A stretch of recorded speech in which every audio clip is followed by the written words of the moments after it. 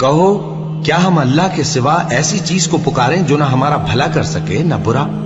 اور جب ہم کو اللہ نے سیدھا رستہ دکھا دیا تو کیا ہم الٹے پاؤں پھر جائیں؟ پھر تو ہماری ایسی مثال ہو جیسے کسی کو جنات نے جنگل میں بھلا دیا ہو اور وہ حیران ہو رہا ہو، اور اس کے کچھ رفیق ہوں جو اس کو رستے کی طرف بلائیں کہ ہمارے پاس چلا۔ کہہ دو کہ رستہ تو وہی ہے جو اللہ نے بتایا ہے،